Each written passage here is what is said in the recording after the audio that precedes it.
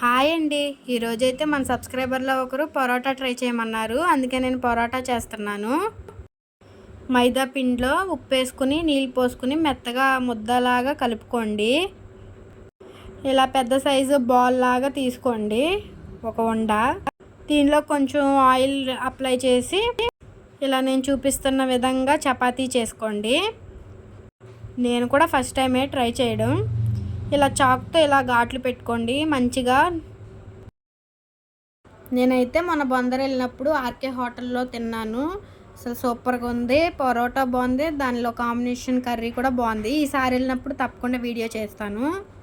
ఇలా కట్ చేసుకున్న తర్వాత ఇలా నేను చూపిస్తున్న విధంగా ఇలా చుట్టుకోవాలి.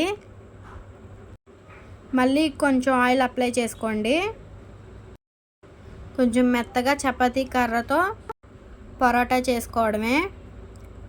దీనికైతే పిండి యూజ్ చేయవసరలా, ఇలా ఆయిల్ యూజ్ చేసుకోవడమే. కొంచెం పిండి ఎక్కువే తీసుకోవాలి. నాకైతే మంచిగానే వచ్చాయి. టేస్ట్ కూడా పరోటా లాగా బాగుంది. నేనైతే పెద్ద పెద్ద సైజులో ఏం చేసుకోవట్లేదు, మీడియం సైజులో చేసుకుంటున్నాను. ఇక్కడైతే పరోటా అయిపోయింది.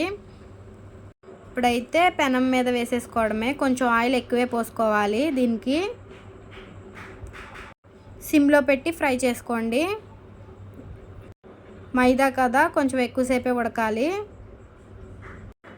ఒకవైపు చక్కగా కాలిన తర్వాత రెండో వైపుకి తిప్పేసుకోవాలి. ఇప్పుడు కూడా మళ్ళీ ఆయిల్ పోసుకోవాలి. ఇక్కడైతే నాకు పరోటా కాలిపోయింది మంచిగా. చాలా సాఫ్ట్గా మంచిగా వచ్చాయి, లేయర్స్గా. చూడండి మంచిగా పర్ఫెక్ట్గానే వచ్చాయి. మీరు కూడా మీ ఇంట్లో ట్రై చేయండి. దీని కాంబినేషన్లో నేను ఆలు కుర్మా చేసుకున్నాము. వీడియో నచ్చితే తప్పకుండా లైక్ చేసి సబ్స్క్రైబ్ చేయండి.